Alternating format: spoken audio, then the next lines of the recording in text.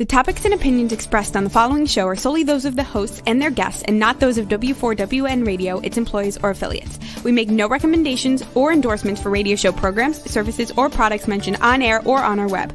No liability, explicit or implied, shall be extended to W4WN Radio, its employees, or affiliates. Any questions or comments should be directed to those show hosts. Thank you for choosing W4WN Radio. Let's listen as Lorraine Lapointe, coach, therapist, educator, speaker, and founder of Head Heart Synergy, brings together another enlightened guest to inspire and motivate us to move forward, achieve our dreams and desires, so that we experience midlife awakening. And I'm your host, Lorraine Lapointe. Today we'll enjoy another candid conversation that reveals how to bring back a sense of balance and how to find forward focus. Today, take just a few moments to join us as we explore the possibilities and the perspectives that provide us with greater inner peace, power, passion, and purpose. Because that's what I call living at the edge of fulfillment in a midlife awakening.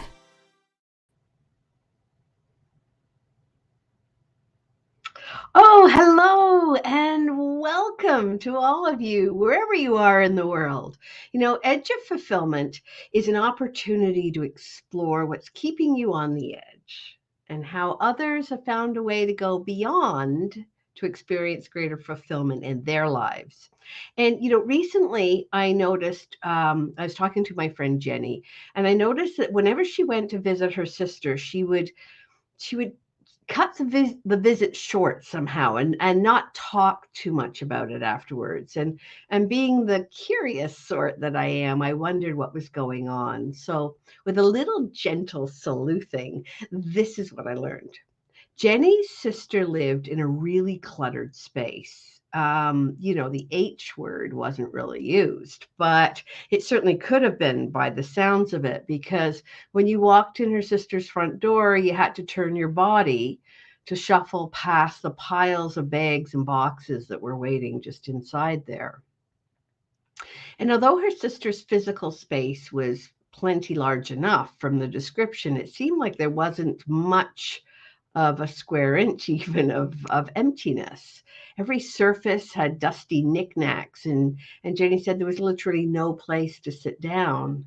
Her sister's couch and chairs were holding all kinds of art projects and half-completed crafts, and I know old items like window frames and boxes and bottles and baubles and odds and ends all over the place. And of course, her sister was obviously friendly enough and seemed really excited by Jenny's visits. But even though she knew Jenny was coming, it seemed that there was no space created or arranged.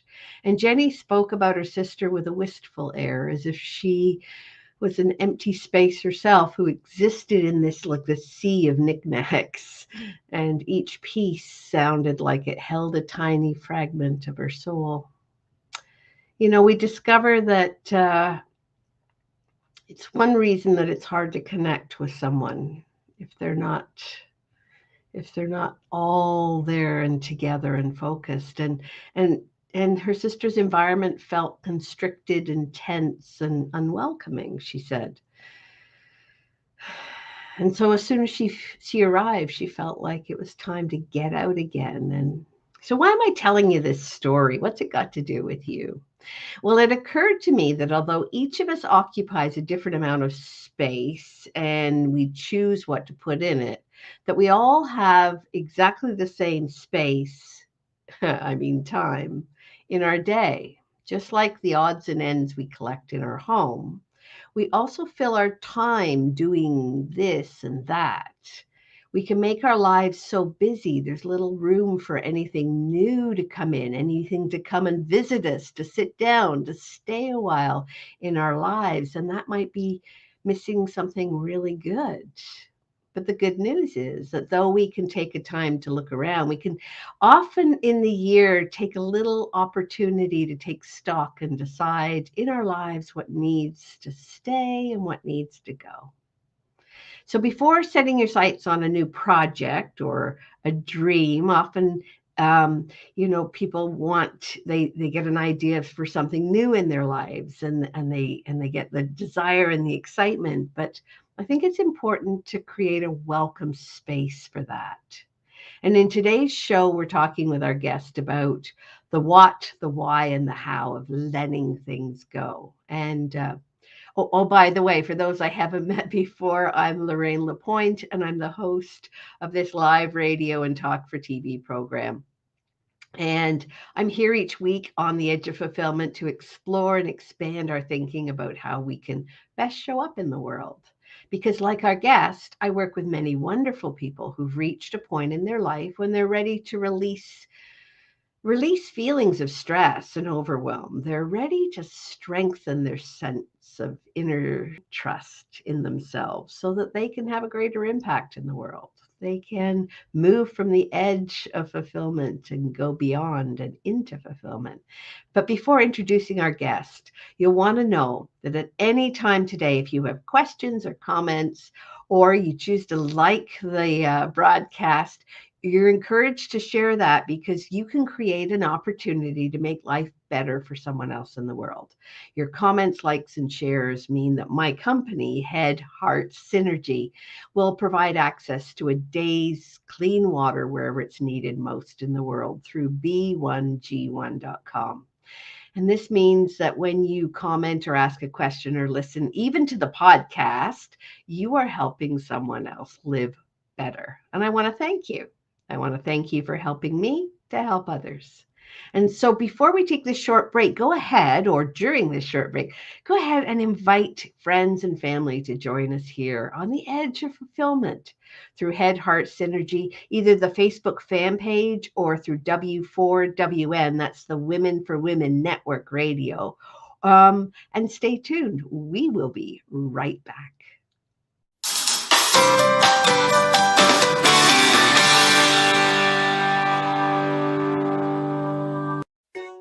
Did you know video is the future on content? There are 3 good reasons why video is the future of content. Number 1, videos are often more engaging than simple pictures or music alone. Number 2, it's much easier to tell your story through video. Number 3, because we love to watch video, they go viral much faster. Hey, notice you're still watching right now. See how well it works. Next time we can play your video here instead. Ask me how. Shine online on Talk 4 TV and W4WN Radio.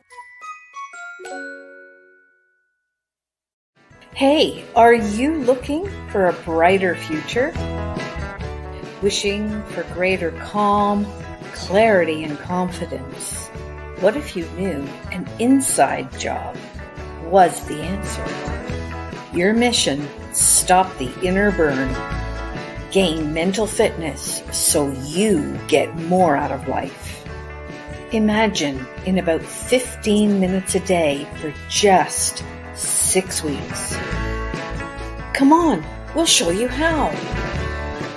Don't miss it. Just go to www.lorraine.gives/m-fitness and join us right now.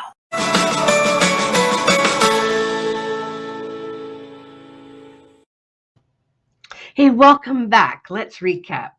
Our guest today is Barbara Cates, and she's a communication expert and a relationship coach. And Barbara specializes in interpersonal communications and understanding body language. She's trained coactive coach through Coach Trainers Institute in San Rafael, California, and has been awarded a practitioner certification from NLP Canada. She's a professional facilitator dedicated to helping people gain confidence and have better connections with others in their lives. And one way she does this is through a special event that she offers each year called The Power of Letting Go. So she knows lots about letting go. So let's meet her right now. Welcome, Barbara Cates. Hi, Lorraine. Thank you so much for having me. I'm so excited to be here. Oh, it's so wonderful to have you here, Barb. And I understand that the power of letting go is something that you've used for many years, and it's been reflected in all sorts of ways in your own life. I'm wondering, where would you like to begin your story?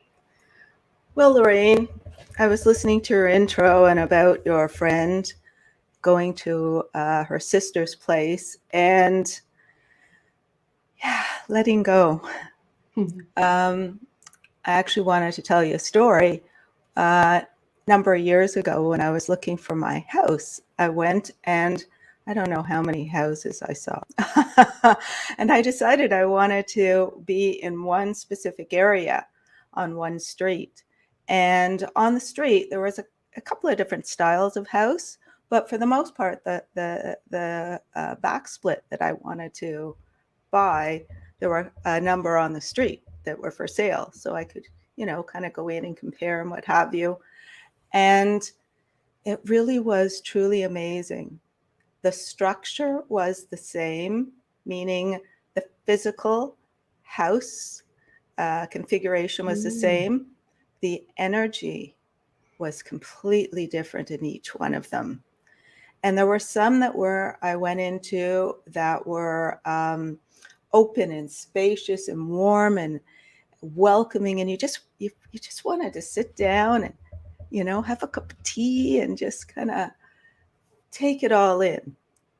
And there were others that I went into that were just cluttered, as the space you were talking about, and they were just, you felt like you were intruding. You felt like there was no room for you or no room for anything else to come in. And just like your friend, I wanted to get out of there really quickly. Needless to say, I didn't buy any of those. I wanted to be in a place that I felt was open to new possibility, that I could start something new, a new chapter in my life in a brand new space. And that is what I have found in, the process of letting go. And as you had said, I do an event a couple of times a year called Letting Go Evening. And it is amazing when you take stock of what's no longer serving you and make a conscious choice to let it go. What space opens up within you and new possibilities that are able to come in. And that's like, thank you for sharing that, because that is an awesome visual as well of, you take 10 of the same house and put 10 different people in, and the houses suddenly take on a completely different feel. um sometimes when I talk to people about letting go, I get this sense like there's a real hesitation about letting go. Have you ever noticed that? And have you figured out what that's all about? That sense of like, Yeah. hesitation. Hey, have I figured it out? I know it within myself. There's some things that you just say, yeah, done with. And then there's other things that, whether there's a specific emotional attachment, so whether it's a physical item that, has some sort of sentimental value to it, or whether it's an emotion, even though it might not be serving you, it's like it's an old friend, right? It's Mm, familiar. yeah. And you think, do I really want to let this go? If I let this go, then it's emptiness. And then what? And what does that mean? And is it better to stay where I am and not take the chance about letting this go and moving forward? Or is it better to say, I'm going to take that leap of faith? So, Yeah, as a relationship coach, and as a dating specialist, I'm sure you must see that at times with people in their relationships too. oh, absolutely. Fear gets the best of everybody. Is it better to stay with what I know than, kind of take the leap and free fall and you don't know what's coming, right? So a lot of people hold on where, it could be, years that it was already done. Yeah, I know myself in my past when I look at when a relationship has ended, and I look back and I think to myself, why did it take me? Well, I can give you an example. I had a relationship, but my second relationship, which I call 7 years of bliss, 5 years of hell. That's a whole other story. But why did it take me 5 years of hell? I often ask myself that, sucker for punishment, maybe. But I think it's that sense of familiarity that you mentioned, that sense of, if I let this go, it's moving into the unfamiliar, it's into the unknown. And yet, from any time I have done letting go, wonderful things come in to replace it. And it's also about the resistance that you have for it and against it. So if you're kind of walking into something like this, you're not open. You're not open to let the new come in. And sometimes, it's funny. Actually, you and I were having this conversation yesterday that we were looking at a written document, and some of the point size was bigger and some of it was smaller and what have you. And you had said, okay, what about this and this and this? And I'm looking on the page, I'm thinking, I didn't read that. What are you talking about? And I went back and I went, I didn't see that, even though it was right in front of me. It was right, and you could see it, right? It was a different font and it was a different point size and what have you. And that's what happens sometimes. Even though you go, okay, I'm going to let go, and you still, are shielding yourself, and you're like all scrunched up, and you feel like I'm going to get pummeled here.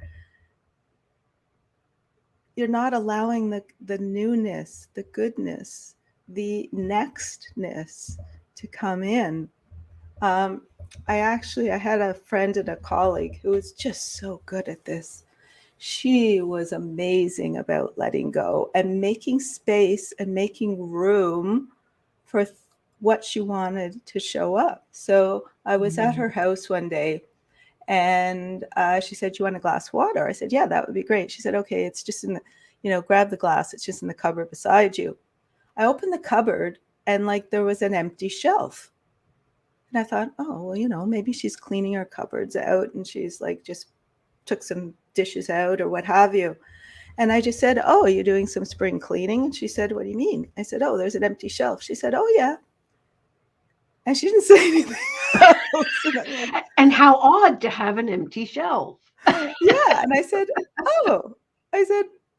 "Why is there an empty shelf here?" She said, "Because I'm looking forward to getting some new dishes. I haven't found them yet, but I've made room for them."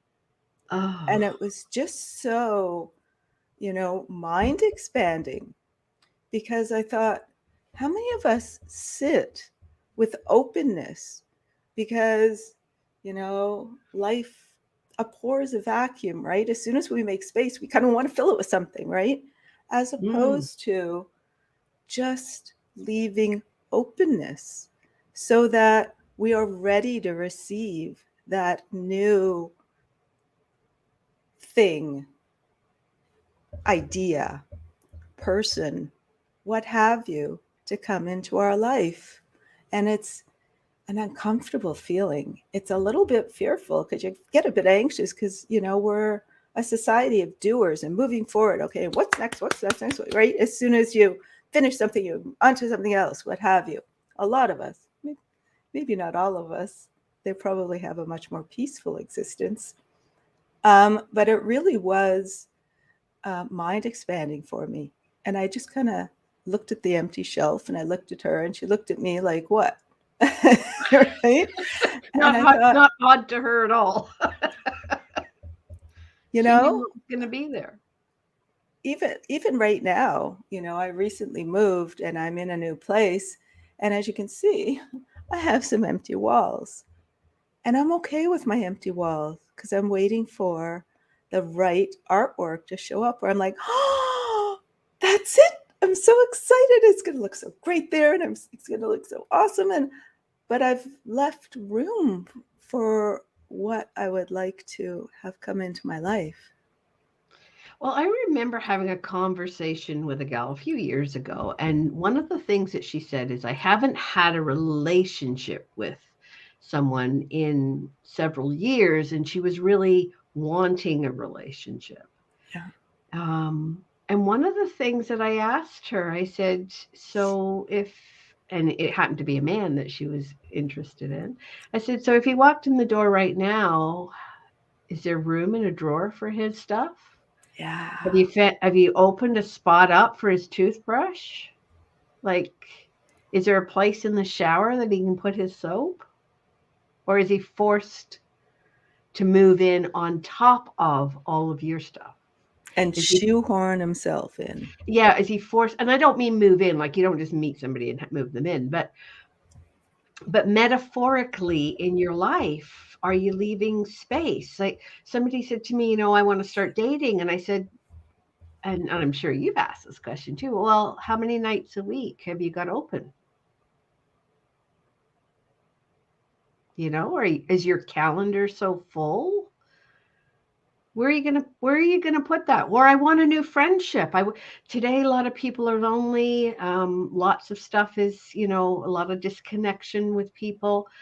But people that I talk to often anyway, have filled their calendars with tons of stuff. Yeah.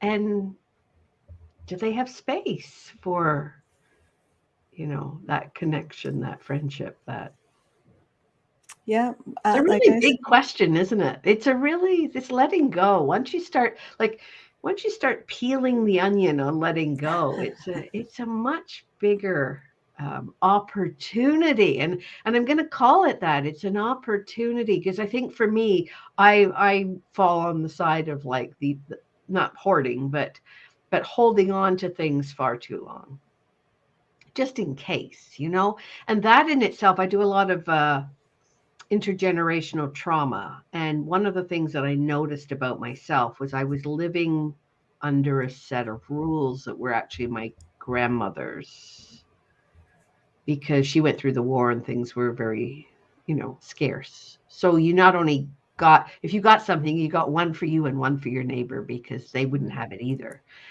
Except, yeah, Mom Marita says, where's it going to live? That used to be my mom's question was, if you're going to buy something, where's it going to live? But we have these echoes, I think.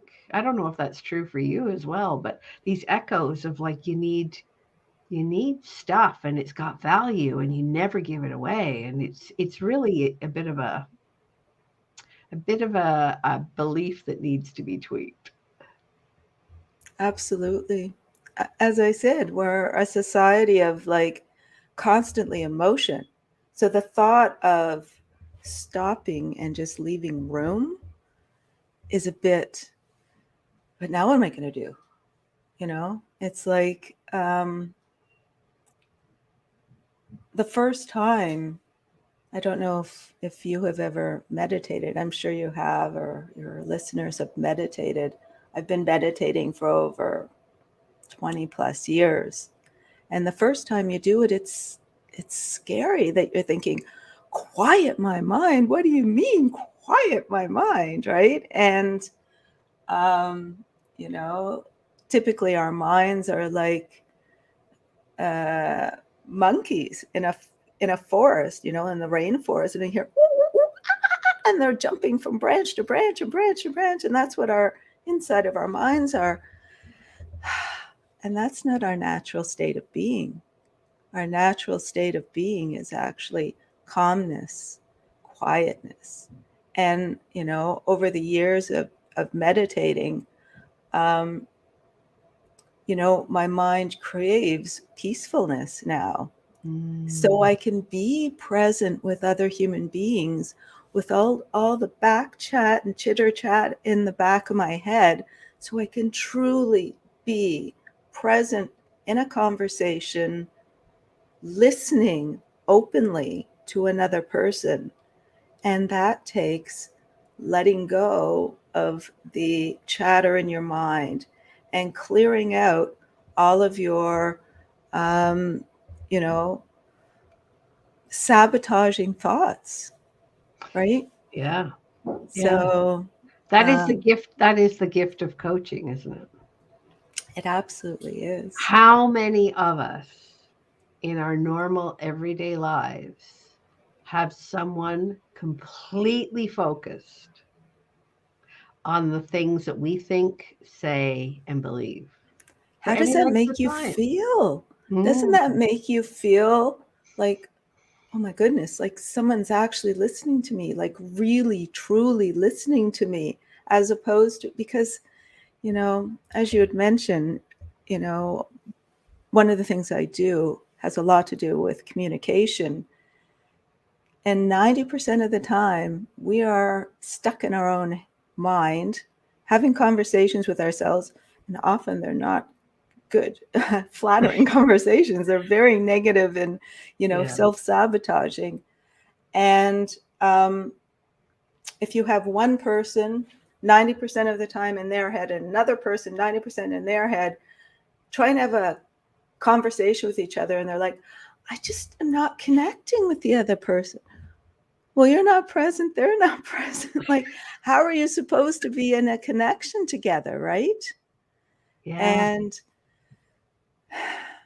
letting go of what's going on, and kind of saying to your mind, thank you for sharing, put it in a bubble, let it go off into the universe, and know that, once you're done with your conversation with this other human being in front of you, if there's something you need to come back to and remember, it'll come back when you're done. But in that moment, it's actually not serving the connection that you want to create with another person. Well, I think about having those conversations, and we've all had them, so I think everyone knows what I'm talking about. When the other person is so busy listening to plan about what they're going to say next, 100%. that they actually miss what you're saying completely. And all of a sudden, it's a disconnect, and you're talking about your cat, and then they're talking about their house and the clutter in their house, right? And you're like, did I miss the segue? Like, the one does not flow into the other, right? And sometimes, unfortunately, especially in the dating world, and when you're going out on dates, you feel like you're getting interviewed, as opposed to having a conversation and feeling like you're actually, finding out about the other person and sharing about yourself. And, it's this lovely dance back and forth, as opposed to this staccato rifle. Okay, what do you do for a living? What do you like to do? Blah, blah, blah, blah, blah. And they're just like information gathering to see if they fit, or you fit their checklist. And you think, I am exhausted. I have not been asked about, who I am really and what my thoughts are. I hadn't gotten a chance to ask anything about them. I just was applying for a position called potential future partner. Oh, isn't that an interesting little tag, right? Yeah. And it So doesn't so feel what I'm good. hearing you say is some people in their lives, they have this little space called potential future partner, and the way they think they're going to fill that space is interviewing for it. I'm sorry, but this is not a job interview.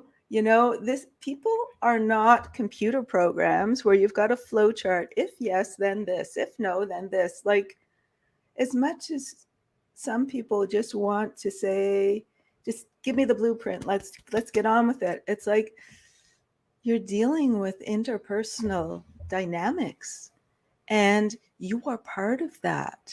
You can't be an observer.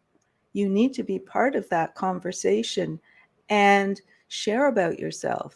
And I'm going to use the V word, be a little bit vulnerable. No. I know. Well, I wonder, if any of our listeners and viewers at the moment are relating to what we're saying or what you're sharing in terms of that. Like, have you ever been interviewed by someone who you thought was going to be a friend, or that didn't really have the role of interviewer in your life? Um, let's hear about your experiences if that relates well to our viewers. And I want to say thank you and good morning, Sherry, and good morning, John and Rachel, who all wrote in earlier. And yeah, this sense. Well, that's why I told the story about Jenny and her sister. I mean, the pain in Jenny's voice when she talks about her sister is, you can feel it because she feels unwelcome. She feels like there's no space for her.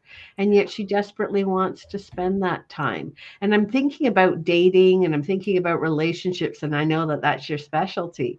And I wonder if if is more prevalent than we are aware of out there, that we just don't make the space. We don't realize we're not making people welcome in our life. It's true, and the clients that I work with are amazing human beings, and a lot of them are very successful and high achievers, and have a lot going on in their life that they're really excited about, and they're also perfectionists. Oh, here's the big P word, right? Yeah, they're perfectionists and they're doers, right? So they get a lot of self-satisfaction, a lot of what's the word I'm looking for? Like the way they see themselves by how other people react to the achievements that they've been doing in their life. So these people are super, super successful as business people and leaders and that kind of thing. But it sounds like they might have a dirty little secret. Yeah. And is that dirty little secret like that they're not quite so successful in their personal life? Is that what I'm hearing? Yeah, and we think it's funny. We go out into the world, we put on our armor, we put on our mask of who we want to be in the world, or the reflection that we want people to see us as, so that we can feel good about ourselves. And a lot of the time, there's other parts of our life that we're not tending to, right? Yeah. We're all human beings. And I work with men and I work with women equally. And as much as people think, oh, men are from Mars, women are from Venus, what have you, the bottom line is we all want to be loved. We all want to give love. We want to be heard. We want to be, in a partnership where we're valued and we're listened to and we can contribute and I was just going to say, I love Sherry's analogy just now, if we can have that pop back up. Sherry said, I love the concept of communication being a dance. She's a dancer, so she really relates to that. And that just brought a beautiful picture in my mind of two people sharing and dancing. And dancing, you don't say to the person, I'm going to step left. Now I'm going to step right. Like you don't do that to dance. And as far as the analogy go, I've recently heard one that was just so beautiful. It was the man holds the frame, so he's able to maneuver, and just by pressure on her back or what have you, she understands what's happening, and that gives the woman the opportunity to flow and create the finesse in the dance. Like, just imagine a tango. Like, I love the Argentine tango or the paso doble. It is just so beautiful how they move in unison.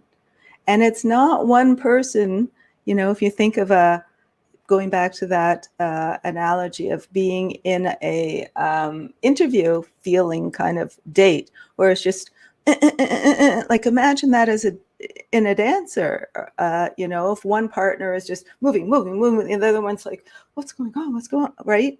You both have to be in the moment. You both have to express yourself.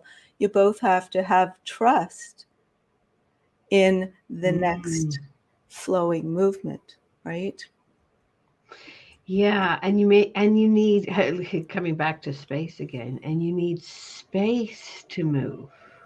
You can't dance in a cluttered environment. You can't dance with one eye on, like, not stepping on things. You need open space so that you can, I love what you said there, so that you can flow. And, And, I just want to come back to the space conversation for a sec.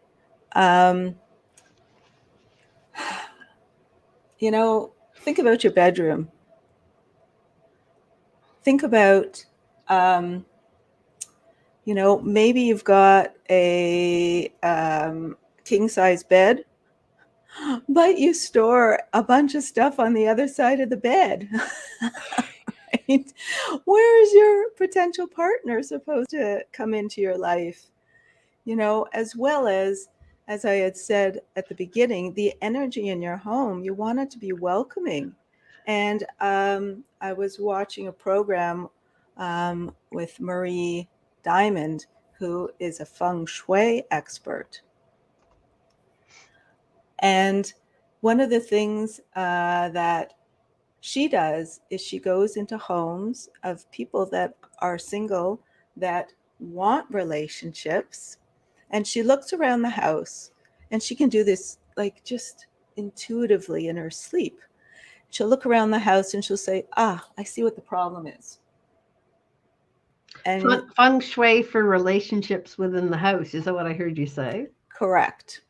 So how cool is that? It's so cool. So she gave the example of this one gentleman who really wanted a relationship, and he was trying and he was trying and he was trying. I was like, I don't understand what I'm doing wrong.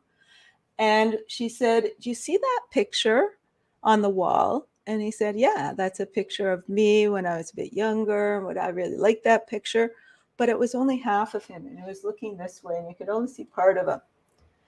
And she said, you're not willing to show all of who you are you? Oh my. And he just looked at the photo. He went, yeah, I'm more comfortable hiding parts of myself.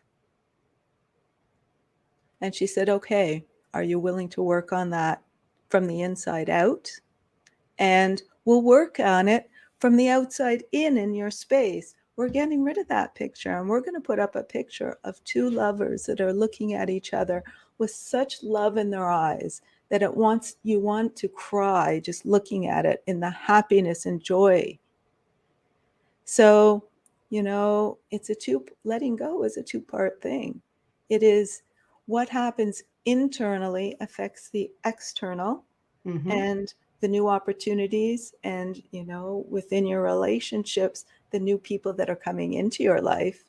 And it's also outside in. I don't know about you, but when I get stuck, like if I'm writing something or I'm in some sort of a work project, a lot of the times I stop and I start cleaning, or I start decluttering, and it's amazing how much external, when you clean up, that opens up within you the space of creativity or what have you. Again, the same friend that had the cupboard that had an empty shelf waiting for her dishes, she said to me, she's such a wise lady. She said, when I need to sort something through, you know what I do?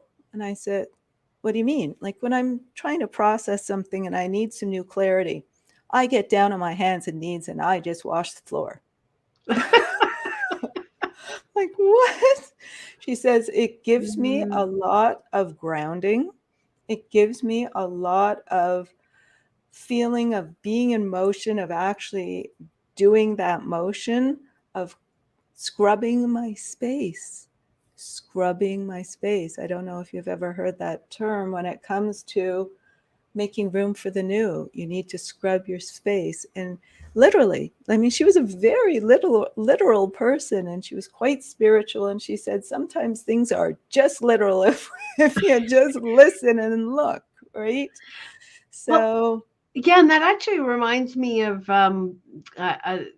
you remember, I forget what it was called. I think it was Karate Kid or something like that, a movie from years ago, where he was cleaning the car and learning the process of, well, he was learning the process of karate, but the motions, clean, wax on, wax off, the motions trained the brain in the form of thinking. And I loved what you said about the person's advice was to hang on the wall a picture of two people who were in love that evoked the emotion that the person wanted. and I often use that when I work with clients. I often use that when they want a relationship and they're just not seeing anything in their life that will, model it. I say, okay, so think about people you know in your life. Are there any people that you really admire the relationship that they've built with their partner? Like, go and hang out with them, spend time with them, have that kinesthetic feeling in your body of what it feels like to be in a healthy, happy, nurturing relationship. Or if you don't have anybody within your specific, social circle, is there any movies that you could watch? I had one client say to me, I love the way that George Clooney and his wife interact, because they just, every time you look at them, I just felt such love and devotion and respect. I said, great. I want you to watch those videos on YouTube twice a day. Once when you get up, more if you want, and definitely once before you go to bed, because I want you to go to bed in that feeling of love. It only takes a few seconds to snap your brain, to move your brain from what we call the saboteurs, right, and into that mindset, and that feeling of what it is that you want. Yeah. It's so important because our brain will do anything we tell it to do, and 100%. Whatever we're feeding it, like Jenny's sister is feeding her brain and herself this crazy, cluttered, frenetic environment. Chaos. And then she wonders why. Like, Jenny's always telling me horror stories that are happening to her sister of things that are going wrong in her world. Well, guess why? Well, I mean, if you're in chaos, if you're in drama, and you see it every day, you feel it kinesthetically in your bones, and every day you wake up into an environment where there is just no space or openness for new and better to come in, it's like, it's like Groundhog Day. Every day you wake up and you're like, I'm back again in this circle, right? Exactly. And the process of letting go, I know when I work with my clients, excuse me, we go through a formal letting go ceremony where, typically they come with something that they want to let go of. And before we begin, I say, I put them into, a quiet, reflective state. And I say, what else is being brought forward to you? Because there's also things in your unconscious mind that it knows it's ready, the time is ready for you to let go of. So welcome those as well to let go of. And we go through a process of writing everything down and I have this paper. It's called Letting Go paper. It's awesome. I don't think it's in production anymore, but it's actually paper that you can write on. It's just like normal paper, but then it just dissolves with water. So you write down everything you want to let go. We go through our ceremony. You physically take the paper, you put it in a bowl, or I have one client who takes like an empty water bottle and shoves the paper in there and puts some water in there and shakes it up, and it disintegrates. It's gone. It is gone. And that's it. You let it out, you release it, and you let it go. This is not something you write in a journal and you carry around with you again, right? Well, and everything that we see, feel, touch, think, believe, say, it's all created from the quantum level of nothingness. And so Yes. if it can be created from nothingness, it can be returned to nothingness. And the law of thermodynamics say that every, energy is not created nor destroyed. It just changes form. So change its form, be willing to change its form and let something new into your life. It just occurred to me that we have not done our oracle card today. Are you interested in pulling an oracle card? Absolutely. Just give me a minute. I have to plug in my computer, else I'll disappear while you're Okay, I am going to shuffle because we only have a few minutes left.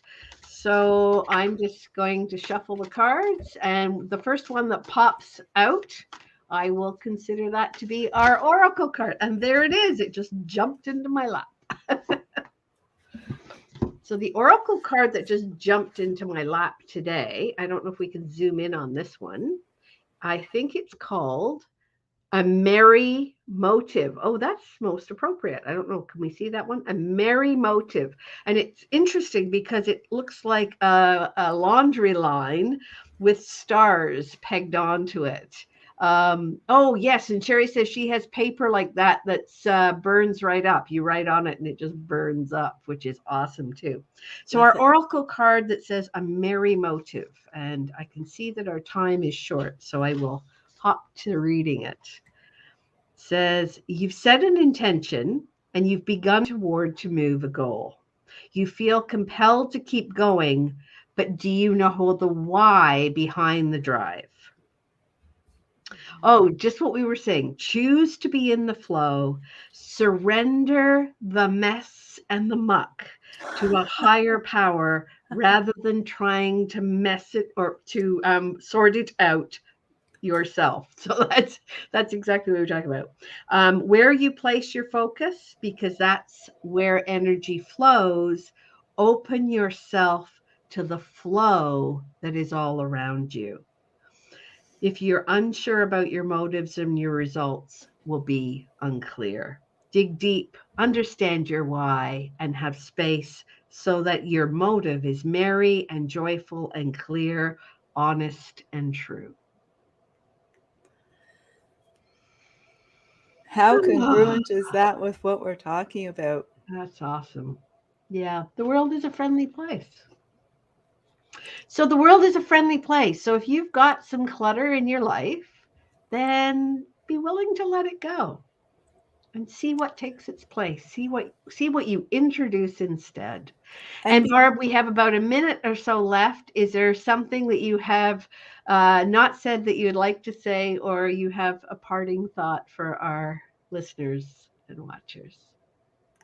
Thanks, Lorraine. I guess in summary, as far as letting go goes, the first time you do it, it's scary. It's like, I use this analogy a lot. In Toronto, where I live, when you get on the subway, there's a sign that says "Mind the gap."